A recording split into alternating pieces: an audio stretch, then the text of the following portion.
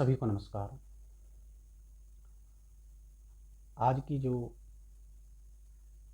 जन्म कुंडली मैं आपके सामने लेकर के आया हूँ वह जन्म कुंडली है गोरखपुर के एक लड़के की, जिसका जन्म समय है 6 अप्रैल 2004 सुबह के 11:20, जो कि AM में गिने जाएंगे। इस हिसाब से मिथुन लग्न की कुंडली निकल करके आती है। सबसे पहले लग्न में ही शनि विराजमान है,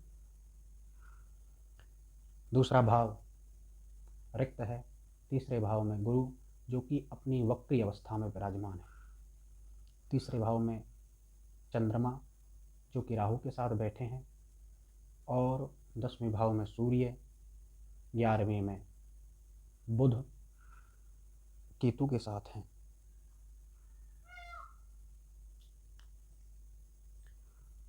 और 12वें भाव में शुक्र और राहु हैं। यहाँ पर मैंने गलती से राहु लिख दिया है, यहाँ है केतु। 11वें में बुध राहु के साथ और पंचम में चंद्रमा केतु के साथ। सबसे पहले लग्न का अगर फलादेश करें, लग्न के बारे में अगर जानने का प्रयत्न करें तो लग्न कौन सी है? तुला है। लग्न में बैठा कौन है? शनि है। सबसे पहले तुला लग्न को देखें। तुला लग्न, तुला राशि दुस्वभाव राशि है।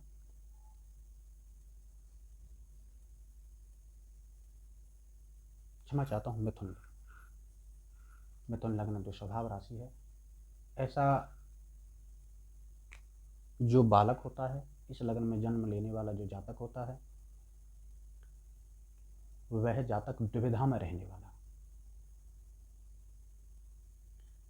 द्विविधा माने दो विधियों से, दो तरह के उसके मन होते हैं, कभी इधर और कभी उधर।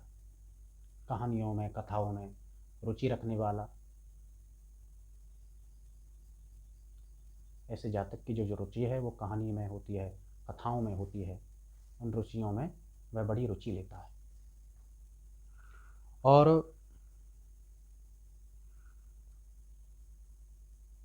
बड़ा ही प्रिय बोलने वाला होता है। बातों में भी बड़ी रुचि लेता है, थोड़ा झूठ भी बोलता है और स्वार्थी भी हो जाता है। शनि लग्न में बैठे हैं तो शनि अपने गुणधर्मों को लग्न पर छोड़ेंगे, कहीं ना कहीं जातक को आलसी बनाएंगे। कितना ही सात्विक अगर बालक है, उसे भी कहीं ना कहीं राजसी वृत्ति में खींचने का प्रयत्न शनि करते हैं। शनि की जो अपने गुणधर्म है वो इस लग्न को प्रभावित करेंगे ही करेंगे। किसी भी जन्म कुंडली को देखने से पहले उसके 3 चीज़ें देखनी बड़ी आवश्यक हैं। लग्न हुआ, चंद्रमा हुआ और सूर्य हुआ। सूर्य बैठे हैं इनके 10वें भाव में। 10वें भाव में सूर्य जब आता है जब दोपहर का जन्म हो, एकदम सूर्य जब सर पर होता है तो वह 10वें भाव की स्थिति बनाता है। सूर्य 10वें भाव में है, इसलिए सूर्य प्रबल है, बली है, क्योंकि दोपहर में सूर्य की जो किरण है, सूर्य का जो ताप है सबसे प्रखर होता है, इसलिए सूर्य कमजोर स्थिति में नहीं कहे जाएंगे। शास्त्र कहता है कि सूर्य अगर 10वें भाव में हो, धनाधीशे राज्य तस्य जन्म समये तस्य जनके जनन्याम आरती। सूर्य अगर लग्न से 10वें में हो किसी भी जातक की जन्म कुंडली में, उसका क्या परिणाम होगा? जनकम जनक्याम आरती। उसके माता और पिता कहीं ना कहीं दुखी रहेंगे, पहला प्रभाव। दूसरा, श्रमात् सिद्धि सर्वा। मेहनत करेगा तो सभी प्रकार की सिद्धियों को प्राप्त कर लेगा। जैसे जैसे मेहनत करेगा उसकी मेहनत के फलस्वरूप उसको सभी प्रकार की सिद्धियां, सभी प्रकार की उसकी सफलताएं मिलती चली जाएंगी। क्षितिपति कृपा कीर्ति रतुला। क्षितिपति माने राजा। राजा की कृपा से अनेक प्रकार की संपत्तियों को वह प्राप्त कर लेता है। मतलब कि राज्य पद भी वह प्राप्त कर सकता है अगर अपने कर्म में प्रबलता लाए, अगर अपने कर्म को करने की सामर्थ्य अपने अंदर पैदा करे। सामर्थ्य तो होती ही है, क्योंकि दशम का सूर्य है, जिसका सूर्य बलवान होगा वह अपने आप ही आगे बढ़ेगा। उसको अपने कर्म में एकाग्रता लाने की बस जरूरत रहती है। इसलिए राज्य से भी और राजा से भी उसे बड़ा लाभ प्राप्त होता है। आगे कहा कलत्रापत्यादि अहर्निशम विधुरा बुद्धि भवती। अपनी स्त्री के कारण उसकी जो बुद्धि है वह दूषित रहती है, कहीं ना कहीं वह दुखी रहता है। स्त्री पुत्र आदि के कारण अगर 12वें 10वें अगर सूर्य हों, लग्न से अगर 10वें सूर्य बैठे हों, यहाँ पर सूर्य अच्छी स्थिति में बैठे हैं, जो कि अंश बल देखें तो 22 अंश 51 कला 50 कला। अंश बल तो इतना प्रबल नहीं है, फिर भी दोपहर के हैं और सूर्य अपना प्रभाव यही देंगे। अगर हम फिर देखें चंद्रमा को, तदा पुंसः कांता सुत सुखम अलंकार करई, तो पंचम अगर चंद्रमा हो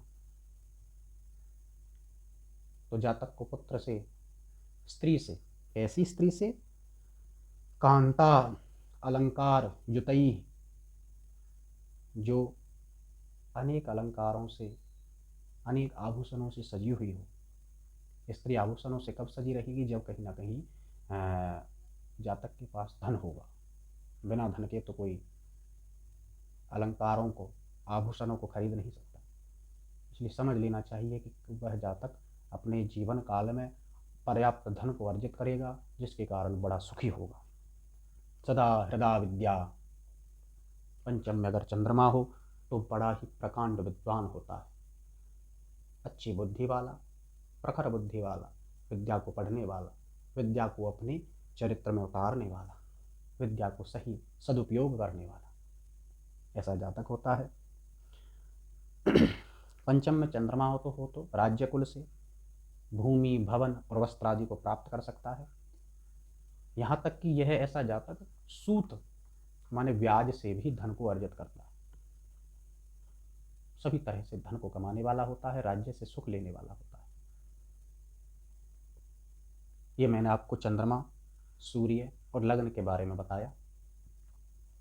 अब देखते हैं कि तीसरे भाव में गुरु का क्या फल हो सकता है। दसम भाव के स्वामी और सप्तम भाव के स्वामी मिथुन लग्न की कुंडली में मध्यम फल देने वाले होते हैं, और जो कि तीसरे भाव में जाकर के वक्री अवस्था में बैठे हैं, तो कहीं ना कहीं ये आपके कर्म को कमजोर करने वाले भी होते हैं।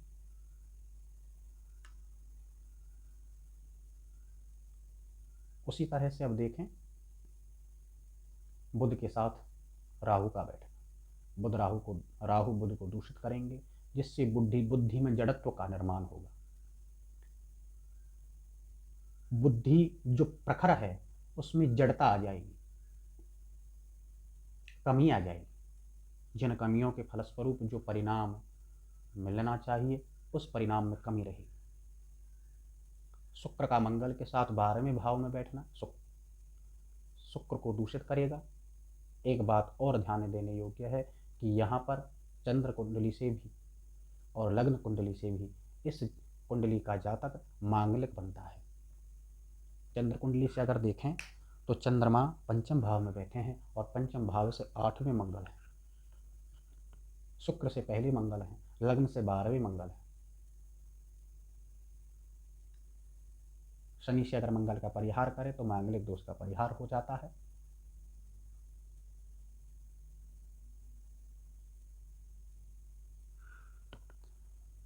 और एक चीज पर विचार करें तो गुरु केमद्रुम योग में भी है। जातक मन का चंचल होगा, मन का कमजोर होगा, एक कार्य को निरंतर न करने वाला होगा और उस कार्य को बीच में छोड़ करके दूसरा कार्य शुरू करने वाला होगा। ये दुर्गुण जातक में होंगे ही।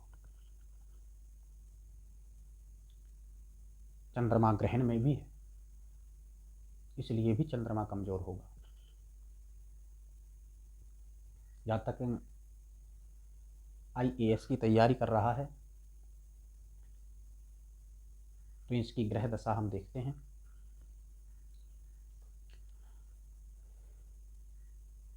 19/12/2022 से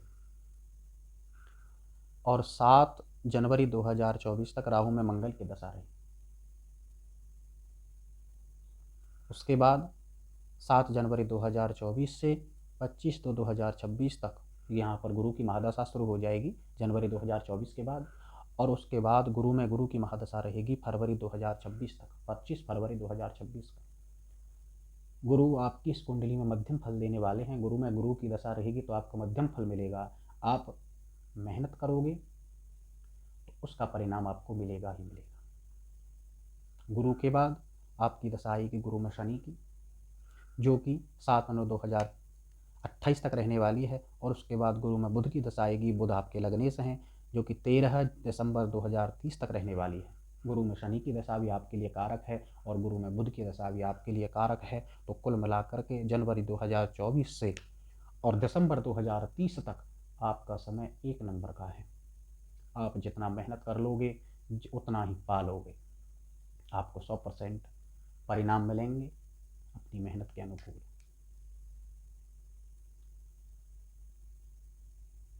वीर वसुंधरा यह धरती है, इसको जो मेहनत करना जानता है वही भोगता है, जो लड़ना जानता है वही जीतता है, जो चलना जानता है वही मंजिल तक पहुंचता है। मैंने आपको आपका सही समय बता दिया। अब आप इस सही समय का सदुपयोग करोगे तो निश्चित ही किसी ना किसी अच्छे मुकाम पर पहुंच जाओगे। और मैंने आपका सही समय बता करके आपका मनोबल भी बढ़ाया है। आपका अच्छा समय है, अपनी तैयारी को आगे बढ़ाइए।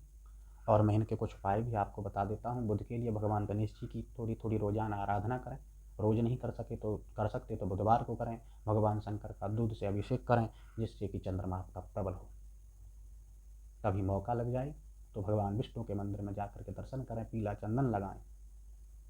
हो सके तो मंदिर की साफ सफाई करें, जिससे गुरु आपका सही परिणाम देने लगेगा। बाकी आपकी कुंडली में कोई कमी नहीं है। और शुक्र के साथ मंगल का होना कहीं ना कहीं शुक्र को मंगल दूषित कर ही देता है।